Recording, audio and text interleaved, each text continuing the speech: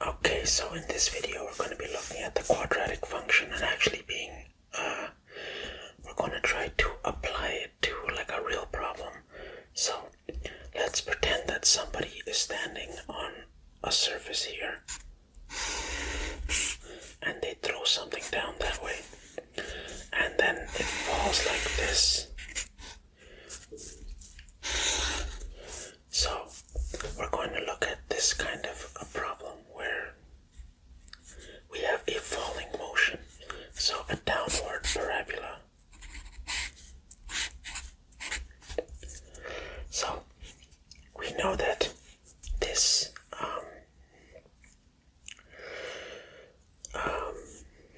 object that's being thrown is modeled by this function.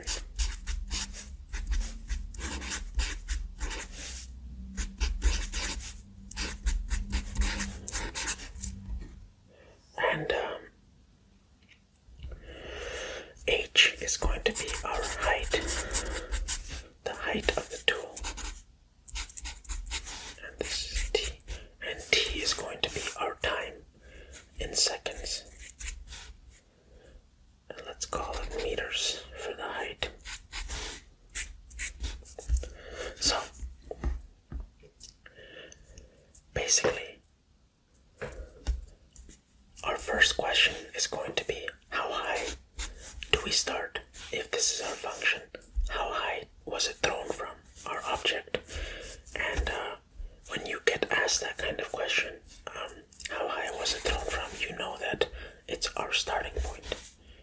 That's here, where t is equal to 0.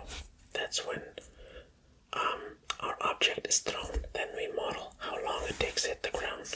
So to find out how high we are above the ground, we're going to just put in 0 into this function.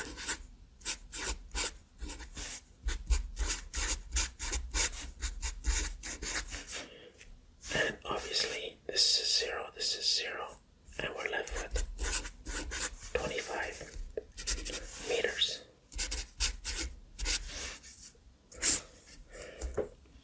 Now, let's go with another one.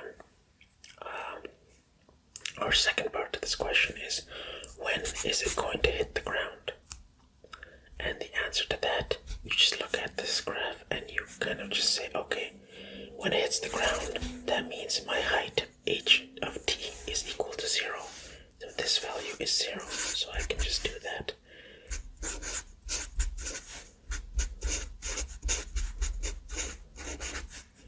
And these kind of problems come up a lot in physics, but yeah. So now, I have this, and what I could easily do now is factor this out.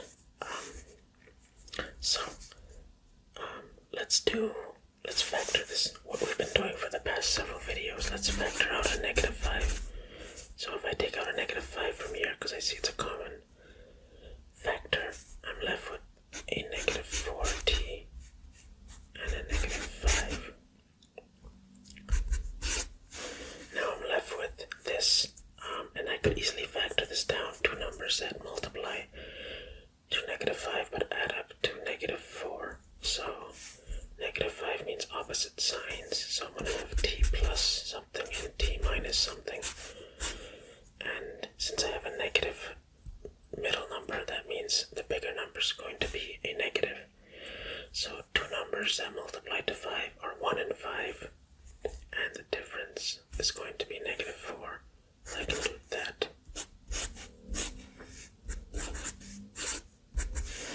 And now I'm left with this. Now, this will give me the roots by saying t plus 1 equals to 0 and t minus 5 equals to 0. So when I solve for this, t is equal to -1 or t is equal to 5. The reason for these is because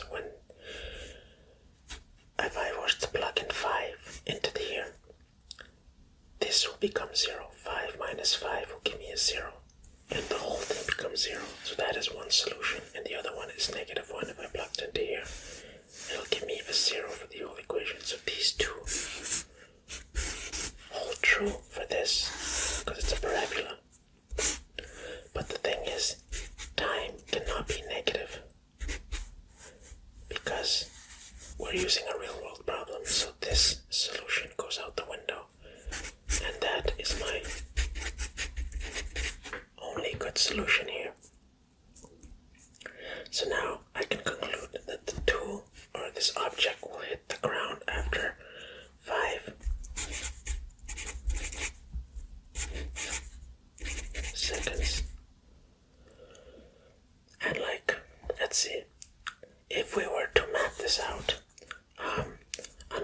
question could be, hey, what is the line of symmetry for this graph, wherever you were to plug it in? And the answer to that is you take your two, what do you call it? Our two solutions, -1 and 5, and I basically want to find out, because this is going to be a symmetrical thing. And one thing I forgot to mention is that this doesn't necessarily have to be right in the dead center. It could have been here.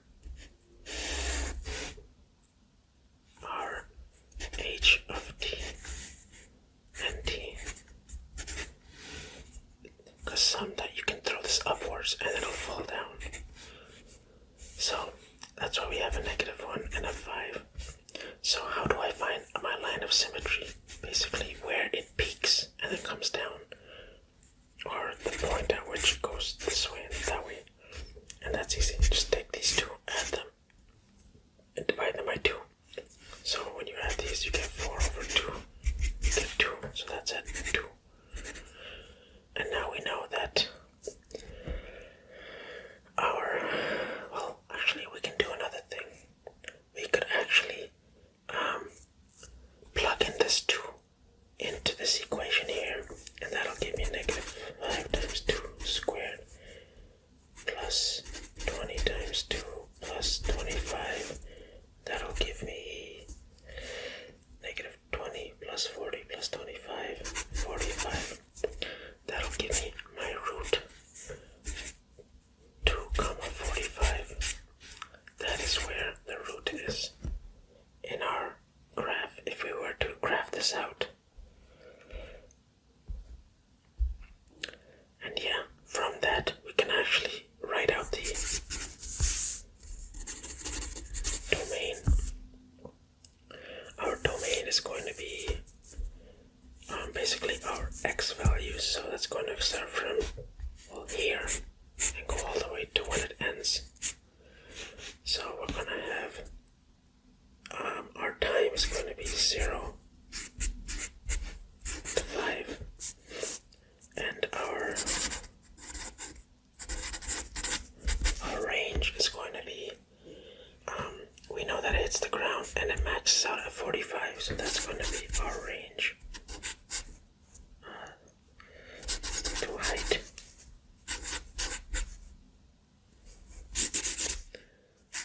I'm getting bad at writing. It's going to be from 0 to 45. Yep. That is it. So, now let's look at another one. Let's say we have a function.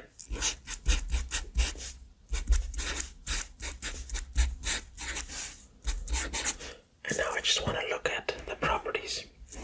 Now here I have it in vertex form. And if you don't understand vertex form, I've made a video on that as well. So, if I wanted to graph this,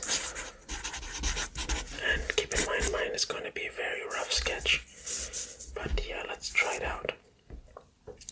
The first thing I can do is take the vertex from the vertex form. I know that this value right here and that value will give me the vertex, because remember, we are going to have a shift whenever we have our graph and we have a negative number here, x minus something.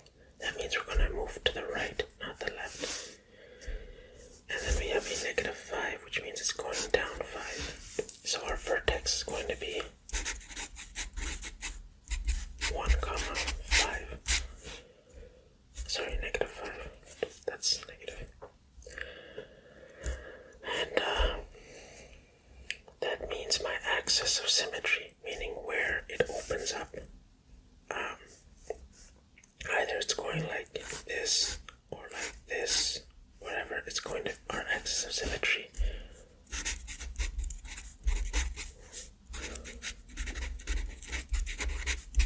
is going to be at 1. And I know that because this is positive, there has been no reflection on the x-axis, so I know it's going to open upwards. So,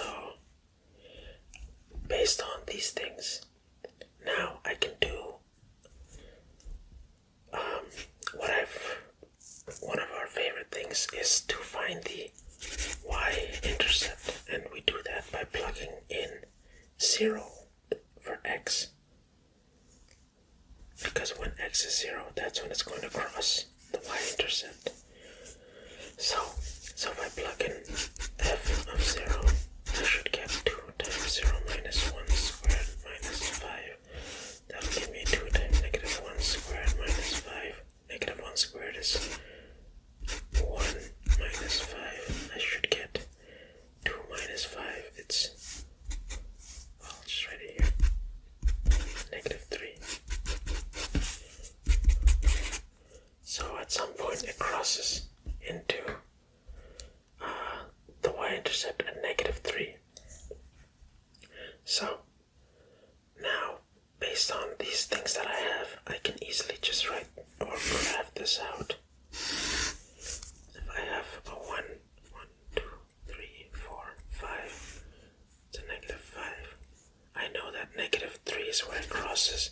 I know my root is right there. So yeah, let's see. That is basically a rough sketch of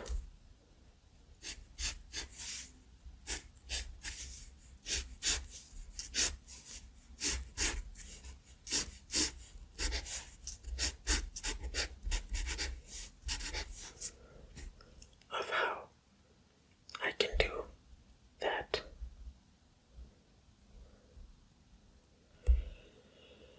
So this is my f of x function roughly sketched.